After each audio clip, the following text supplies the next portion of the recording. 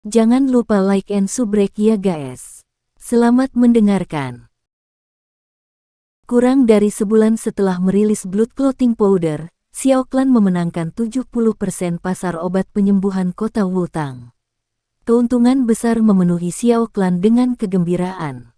Halaman dan pintu masuk, yang jarang digunakan akhir-akhir ini, sekarang digunakan terus-menerus dan sekarang semarak pasar. Dibandingkan dengan klan Xiao, klan Jialai dipenuhi dengan kesuraman. Karena cara mereka mengambil untung baru-baru ini, mereka telah menimbulkan ketidaksukaan dari mayoritas tentara bayaran.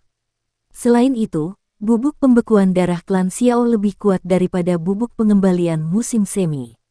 Oleh karena itu, bisnis obat penyembuhan klan Jialai terus ditekan oleh bisnis klan Xiao.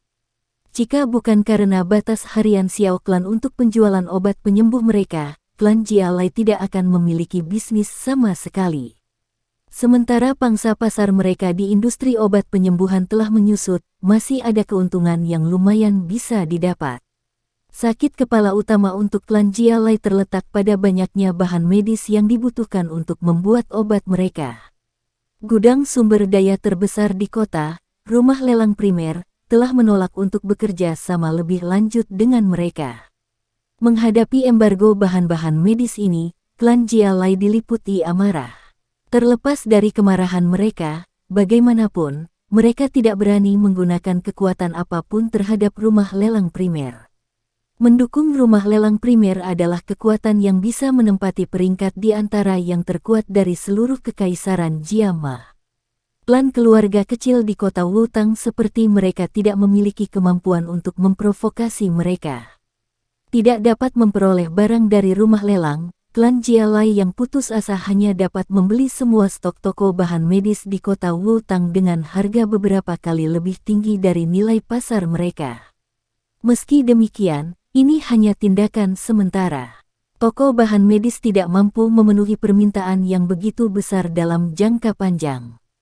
Lebih penting lagi, semua orang di kota Wutang telah mengenali kemarahan dan niat membunuh antara klan Xiao dan klan Jialai. Membantu klan Jialai sekarang tidak diragukan lagi akan menyinggung klan Xiao, yang semakin kuat setiap hari. Oleh karena itu, setelah penjualan pertama bahan obat ke klan Jialai, banyak toko obat tidak berani menjualnya lagi dalam jumlah besar. Pembatasan ini juga memperburuk keadaan klan Jialai. Dengan ini, sumber bahan obat klan Jialai dari kota Wutang berkurang hampir 80%. Sumber yang tersisa terlalu tidak mencukupi untuk memenuhi permintaan dari pembuatan obat penyembuh mereka.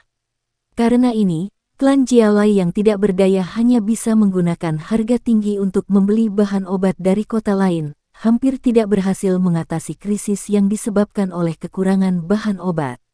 Dengan melakukan ini, bagaimanapun, keuntungan klan Jialai sekali lagi menyusut.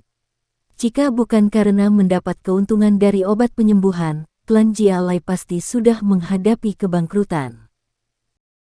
Saat ini di kota Wutang, posisi klan Xiao meningkat dengan bantuan obat penyembuh mereka dan bahkan samar-samar menunjukkan momentum untuk melampaui dua klan besar lainnya. Xiaoyan dengan lamban berjalan di jalan di dalam pasar yang gaduh. Di belakangnya, 7 hingga 8 pria tinggi dan kokoh, besar dihiasi dengan seragam penjaga Xiao Clan.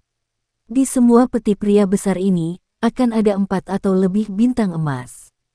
Jelas, semua pria besar ini memiliki kekuatan setidaknya bintang 12. Di jalan di mana arus orang agak besar, banyak tentara bayaran yang ganas dan tangguh yang memancarkan aroma darah semua memberikan senyum ramah saat melihat seorang pemuda berjalan dengan malas dengan tangan di belakang kepalanya. Kadang-kadang, mereka yang lebih akrab akan tertawa bertanya, "Anak muda, apakah Anda datang untuk berpatroli di pasar lagi?" Setiap kali dia dihadapkan dengan bentuk alamat seperti itu, Xiaoyan akan menarik mulutnya tanpa daya sebelum menghela nafas lembut. Setengah bulan yang lalu, Xiao Zhan tiba-tiba menugaskannya untuk memimpin pasar ini atas nama melatihnya. Mengenai tindakan Xiao Zhan, Xiao Clan bertengkar. Memiliki seseorang yang mengelola pasar di masa remajanya tidak pernah terdengar di Xiao Clan. Namun, Setelah mempertimbangkan posisi Xiao Yan yang jauh lebih tinggi di klan, beberapa akhirnya setuju. Dengan demikian, Xiao Yan, yang awalnya beristirahat di rumah, ditempatkan di pasar ini. Meskipun pasarnya sangat besar, pengelolaannya tidak terlalu melelahkan, yang merupakan sesuatu yang menghibur Xiao Yan. Xiao Yan melontarkan hal-hal lain yang berkaitan dengan pembagian jalan dan pembahasan tarif sewa toko-toko di lokasi utama kepada pengurus rumah tua yang telah ditugaskan khusus oleh ayahnya kepadanya. Setiap hari, dia sesekali membawa sekelompok pria besar untuk berpatroli di jalan-jalan dan mengelola masalah keamanan pasar, menghabiskan hari-harinya dengan tenang, namun tidak terkendali. Di permukaan, Xiao Yan tampak lembut dan acuh tak acuh. Namun, dia suka berkumpul dengan tentara bayaran dan mendiskusikan pengalaman merangsang dan berbahaya yang mereka miliki selama misi, monster aneh dan metode Qi yang tertinggal di gua. Diskusi ini meningkatkan rasa haus Xiao Yan akan pengambilan risiko dan petualangan. Dia ingin memasuki pegunungan terpencil yang hampir tidak memiliki jejak orang untuk mencari teknik Do dan metode Qi yang rahasia namun kuat itu. Usia muda Xiao Yan dan wajahnya yang lembut sudah membuat orang lain sulit untuk memiliki perasaan sakit hati. Selain itu, setiap kali diskusi menjadi seru, dia akan mengambil obat penyembuh terbatas dari saku dadanya dan membagikannya secara gratis. Hal ini menyebabkan tentara bayaran lugas itu memiliki kesan yang baik tentang dia. Seiring waktu, pasar yang dikelola oleh Xiao Yan memiliki jumlah pelanggan tertinggi yang kembali di antara pasar Xiao Clan. Mengingat kejadian selama setengah bulan terakhir, Xiao Yan tersenyum emosional. Hari-hari seperti itu diberi nomor. Paling banyak, setelah setengah bulan lagi, dia harus pergi bersama Yao Lao dalam perjalanan pelatihan dan setidaknya 1 atau 2 tahun lagi sebelum dia kembali. Membuang kesedihannya, Xiao Yan mengangkat kepalanya. Bayangan buruk dan kurus dari kerumunan datang ke arahnya tiba-tiba. Menjeda langkahnya dan melihat pria kecil berpakaian biasa, alis Xiao Yan berkerut saat dia berbicara dengan acuh tak acuh, "Keluh, mengapa kamu di sini daripada berada di luar sana mencari keberuntungan?" Pria kecil yang tampak mengerikan, keluh, di depannya adalah pencopet terkenal di pasar, Jari Emas. Ketika dihadapkan dengan pekerjaan teduh semacam ini, Xiao Yan tidak berusaha secara tidak realistis untuk menghilangkannya. Dia tahu betul bahwa jika ada sisi depan, akan ada sisi belakang. Meskipun pekerjaan seperti itu dipandang rendah, mereka mendapat informasi yang sangat baik. Terlepas dari apapun yang terjadi dimanapun di kota Wutan, mereka pasti memiliki beberapa informasi tentang itu. "Hehe, Tuan Muda," menghadapi Xiao Yan dengan senyuman yang menyanjung, lelaki kurus kecil bernama Keluh berkata sambil tersenyum, "Orang rendahan ini ada di sini untuk memberitahumu bahwa aku mendapat informasi dari bawahanku yang mengatakan bahwa Sun Er Xiao Jie dihina secara verbal oleh seorang pria yang tidak diketahui asalnya di luar pasar. Saya datang ke sini setelah mendengarnya." Petik 2. Oh benar, Jia Laiao dari klan Jia Lai juga ada di antara yang hadir. Sepertinya dia mengenal pria yang mengenakan pakaian pemakaman dan berbicara dengan Sun Er Xiao Jie. Beberapa orang juga menemani mereka. Petik 2. Mempersempit matanya, wajah cuek Xiao Yan berangsur-angsur menjadi dingin. Sedikit memiringkan kepalanya, dia dengan lembut berkata, "Xiao Li, panggil yang lain. Selama mereka masih hidup, mereka harus ada di sini." Petik 2. Dimengerti. Seorang pria besar dengan hormat menjawab sebelum buru-buru berbalik dan berlari menuju bagian dalam pasar. "Pimpin jalan," kata Xiao Yan acuh tak acuh saat dia berbalik dan mengangkat dagunya. Melihat wajah Xiao Yan yang tiba-tiba dingin, Keluh buru-buru mengangguk. Tidak berani mengucapkan kata-kata yang tidak perlu, dia segera mulai memimpin. Bajingan ini berani datang ke wilayah Xiao Clan untuk menganiaya anggota Xiao Clan. "Jika saya, Xiao Yan, mengizinkan Anda meninggalkan pasar tanpa cedera, saya akan meninggalkan jabatan saya sebagai kepala pasar." Menjilat bibirnya, suara mengerikan Xiao Yan menyebabkan Keluh, yang berada di depan memimpin, gemetar dan mempercepat langkahnya. Dage, kakak laki-laki. Keke, makin pedas, makin enak. Tatapan Liu Si sekali lagi beralih ke wanita muda yang pendiam berbaju hijau, matanya mengeluarkan cahaya kehijauan. Siapa wanita ini? Melihat orang yang dicintainya telah menarik perhatian Liu Si, mulut Jia Laiao sedikit bergerak. Dia diam-diam tapi dengan ganas mengutuk bajingan ini dengan cacing di kepalanya dan di dalam hatinya sebelum menjawab tanpa daya. Dia adalah Xiao Sun Er.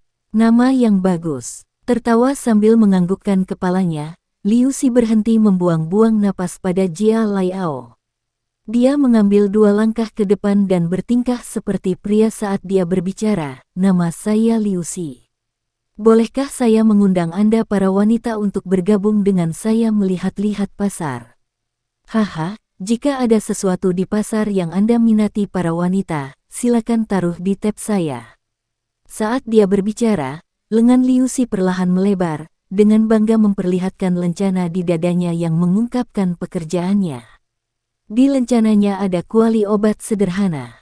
Di permukaan kuali obat ada riak perak yang memantulkan cahaya aneh saat menerima sinar matahari. Seorang alkemis tingkat pertama. Melihat lencana di dada Liu Si, kerumunan orang di sekitarnya langsung tercekik, senyum Liu Si melebar pada suara-suara yang tercekat ini. Mendengar kata-kata, alkemis tingkat pertama, wajah Xiao Yu sedikit berubah. Namun, dengan kepribadiannya, dia tidak akan pergi berbelanja dengan orang bermata licik hanya karena pekerjaannya. Tanpa berhenti, dia berbicara, "Kami tidak bebas. Anda dapat menemukan orang lain." Setelah dia berbicara, dia meraih tangan Sun Er dan berbalik untuk pergi. Saat dia berbalik, beberapa pria besar keluar dari kerumunan orang. Mereka tersenyum tidak sopan saat mereka memblokir jalan keluar. Melihat orang-orang besar menghalangi jalan mereka, wajah Xiao Yu tenggelam. Dia berbalik dan berbicara dengan dingin kepada Jia Laiao. "Ini adalah wilayah Xiao Clan. Bukankah kamu sedikit terlalu sombong?" Petik 2. Keke, klan Xiao. Apakah mereka sangat kuat? Yang mereka lakukan hanyalah mendapatkan sedikit popularitas dengan bantuan bubuk pembeku darah. Jika aku mau, aku bisa dengan mudah menghancurkan Xiao Clan. Spring Reviving Powder hanyalah obat penyembuhan yang saya buat secara acak. Liu Si mengelus lengan putih saljunya sambil berkata dengan bangga. Mendengar kata-kata ini, Xiao Yu menjadi sangat marah, tapi dia tetap diam. Jauh di lubuk hatinya, dia tahu kemampuan seorang alkemis dan tidak berani berbicara terlalu kasar untuk menghindari membawa masalah yang tidak perlu ke Xiao Clan. Meskipun Xiao Yu mungkin peduli dengan detail seperti itu, Sun Er tidak peduli dengan kekhawatiran seperti itu. Dia sekarang mengerti bahwa sampah berbentuk manusia ini menunda pertemuannya dengan Xiao Yan.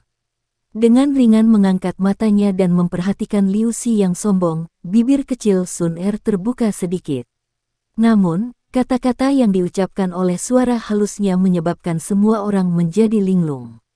Sampah akan selalu menjadi sampah. Bahkan setelah memakai kulit seorang alkemis, dia tetap akan menjadi sampah.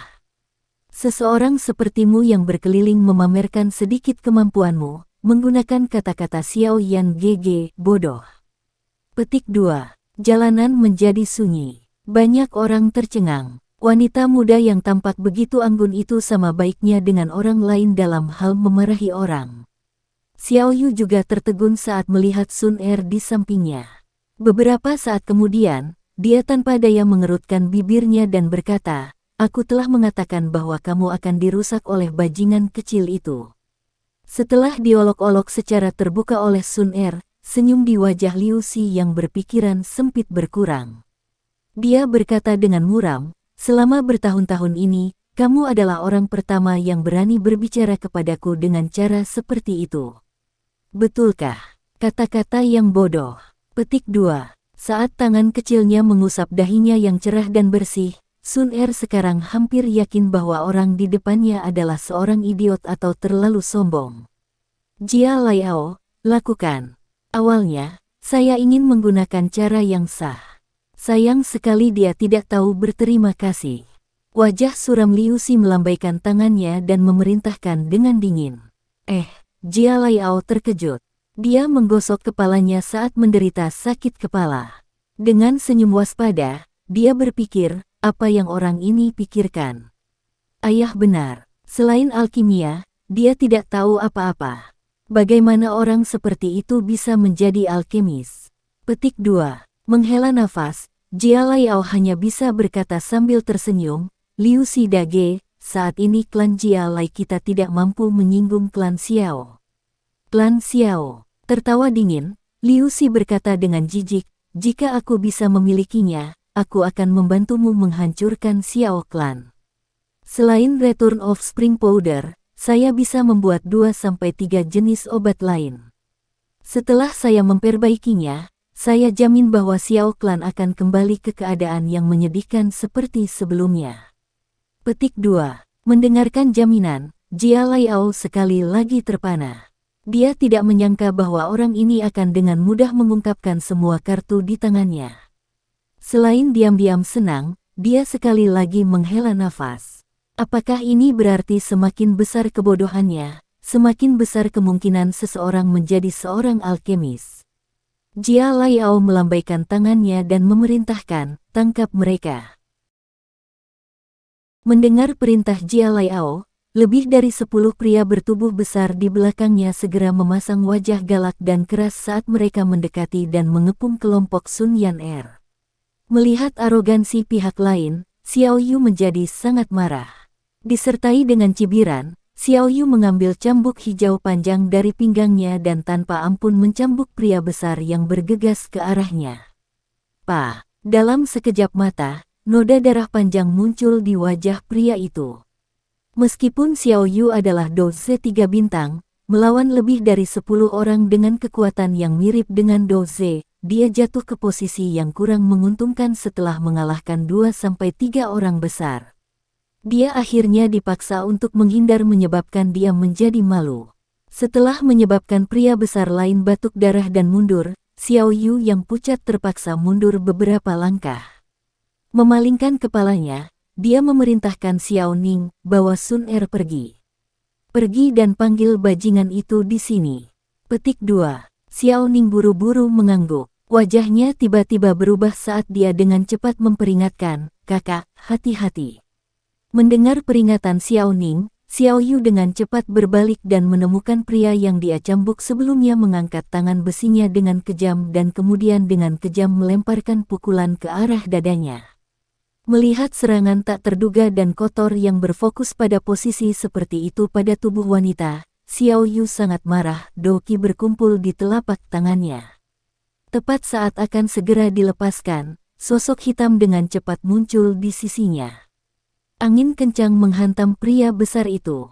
Kekuatan yang sangat besar secara langsung menyebabkan pria itu berguling beberapa meter dengan wajah berlumuran darah sebelum berhenti secara bertahap. Lumpuhkan semua orang yang menyerang. Seorang pria muda yang membawa tongkat baja menatap dingin Liu Si dan Jia Laiao yang berdiri di sisi lain. Suara lembut yang dipancarkan oleh bibirnya sedikit menakutkan. Mendengar perintah pemuda itu, puluhan pria bertubuh besar membawa batang baja yang sama dan memasang senyum jahat keluar sekaligus. Menghadapi lusinan praktisi tingkat Doze tingkat 4 yang memegang batang baja, regu lebih dari 10 orang yang telah memamerkan kekuatan mereka tiba-tiba membeku. Sebelum mereka memiliki kesempatan untuk melarikan diri, batang logam hitam itu dengan kejam menghujani setiap bagian tubuh mereka. Dalam sekejap, suara nyaring yang mengerikan menggema di seluruh jalan. Setelah melirik dingin ke wajah pucat Jia Laiao, Xiao Yan memiringkan kepalanya dan menghadapi Xiao Yu yang marah dan berwajah merah dan bertanya dengan suara lembut, apakah kamu baik-baik saja? Anda seharusnya memberitahu saya bahwa Anda akan datang. Baru-baru ini, sekelompok bajingan dari klan Jia Lai ini sedang mencari masalah. Petik 2. Tiba-tiba diperlakukan dengan sangat lembut oleh Xiao Yan untuk pertama kalinya, Xiao Yu jelas terkejut. Kemerahan di wajahnya menjadi lebih gelap. Bingung, dia secara acak mengalihkan pandangannya dan berbicara, saya bertemu Sun Er ketika saya meninggalkan rumah. Dia berkata bahwa dia ingin datang dan melihatmu, jadi aku memutuskan untuk menemaninya. Bagaimana saya bisa tahu bahwa saya akan bertemu dengan para bajingan ini? Petik 2. Xiao Yan tidak bisa membantu tetapi menggelengkan kepalanya. Dia mengalihkan pandangannya ke wanita muda berbaju hijau, yang wajahnya penuh kegembiraan dengan penampilannya. Senyum di wajahnya menjadi lebih lembut, kamu sepertinya menikmati kutukan barusan. Mendengarkan Xiao Yan mengolok-oloknya, Sun Er dengan polos menggelengkan kepalanya, mengerucutkan bibirnya dan berkata sambil tersenyum cerah, itu bukan niatku. Hanya saja aku tidak menyukai sikapnya, bahkan Xiao Yan GG saat itu tidak berani secara terbuka merebut seseorang dari jalan. Petik 2. Menghadapi bantahan tersembunyi Sun Er, Xiao Yan menyentuh hidungnya dan tersenyum paksa. Dia mungkin sedikit sombong saat itu, tetapi dia tidak bisa seburuk pria di depannya. Oh, bukankah ini tuan muda dari klan Xiao? Setelah tidak melihat Anda selama lebih dari setahun, saya mendengar bahwa Anda akhirnya menyingkirkan nama Anda, melumpuhkan.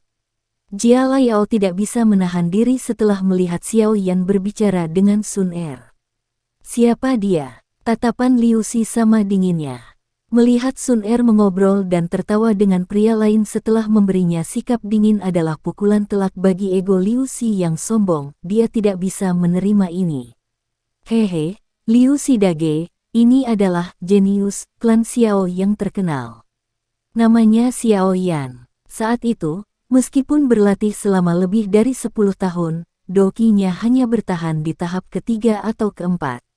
Saya tidak tahu apa yang dia makan baru-baru ini, tetapi dokinya naik dengan cepat ke tahap ke-8 dalam beberapa bulan.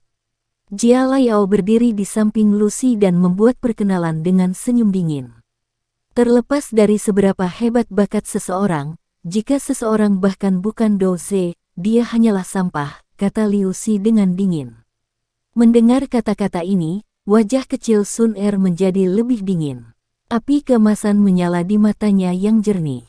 Mengulurkan tangannya dan dengan lembut menepuk tubuh Sun Er yang tegang, Xiao Yan tersenyum acuh tak acuh dan menggelengkan kepalanya. Memalingkan kepalanya, Xiao Yan melirik Liu Si yang berpakaian serba putih.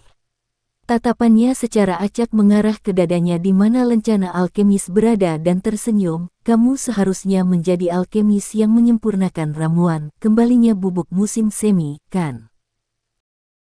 Memiliki kualifikasi untuk berjalan di samping Sun Er Xiao Jie, kata Jia Laiao dengan nada menghina. Pandangan dingin diam-diam melintas di matanya saat dia melanjutkan dengan rancangan jahatnya, kamu seharusnya menjalani upacara kedewasaan, bukan? Heh, itu berarti jika saya menantang Anda sekarang, Anda tidak akan punya alasan untuk menolak, kan? Petik 2. Kamu benar-benar tidak tahu malu. Xiao Yan baru berusia 17 tahun ini saat Anda berusia 23 tahun. Anda sebenarnya berani mengeluarkan tantangan seperti itu. Jika Anda ingin bermain, saya bersedia menemani Anda. Xiao Yu menegur tantangan Jia Laiao. Alisnya diluruskan dan dia menyerang dengan cambuknya, meninggalkan bekas luka putih tipis di tanah. Sudut mulutnya bergerak-gerak sedikit saat Jia Laiao dengan nada memprovokasi berkata, kamu tampaknya cukup beruntung dengan wanita. Namun wanita lain telah maju untuk membela kamu. Heh, kamu hanyalah seorang pengecut yang hanya tahu bagaimana bersembunyi di balik wanita. Petik 2. Sialan, wajah putih ini terlalu sombong. Tuan muda, saya akan bermain dengannya di tempat Anda. Menyaksikan Jia Laiao yang sombong, beberapa tentara bayaran di sekitarnya yang memiliki hubungan lebih baik dengan Xiao Yan melolong. Melihat kata-katanya telah menimbulkan keributan besar, wajah Jia Laiao berubah. Kekuatannya adalah dari bintang 3 doze dan sedikit kewalahan menyinggung kerumunan besar. Melirik Xiao Yan yang tanpa ekspresi, Jia Laiao menyapu lengan bajunya dan dengan dingin berkata, karena kamu tidak punya nyali untuk menerima tantangan, maka mari kita lupakan saja. Liu Xindage, ayo pergi. Seseorang yang tidak berani menerima tantangan seperti itu tidak pantas dihormati. Petik 2. Liu Xi menganggukkan kepalanya sambil tersenyum teduh. Tatapannya diam-diam tertuju pada Sun Er sejenak sebelum dengan marah menatap Xiao Yan dan mengancam, "Bocah, tunggu saja. Aku akan meminta klan Xiao secara sukarela mengirimnya kepadaku. Di antara semua wanita yang telah menarik perhatian saya, tidak ada seorang pun yang tidak bisa saya dapatkan." Petik 2. Sun Er dengan acuh tak acuh memelototi Liu Xi, yang wajahnya dipenuhi dengan kecabulan. Di matanya, niat membunuh akhirnya muncul. Jia Laiao dan Lu Xi berbalik tetapi beberapa pria besar dan angkuh dari Xiao Clan muncul di pintu masuk pasar dan membarikade pintu masuk. "Saya tahu bahwa Anda benar-benar ingin melumpuhkan saya. Baiklah. Mari penuhi keinginanmu, aku menerima tantanganmu." Saat Jia Laiao hendak mengirim sinyal untuk meminta bantuan, suara acuh tak acuh seorang pemuda tiba-tiba terdengar dari belakangnya. Mendengar ini, Jia Laiao pertama kali terpana sebelum senyum sinis muncul. Sudut mulutnya perlahan terangkat saat dia berbisik, "Kaulah yang mencari kematian. Jangan salahkan saya jika terjadi sesuatu." Petik 2. Sekian dulu ya guys. Terima kasih sudah mendengarkan, bye-bye.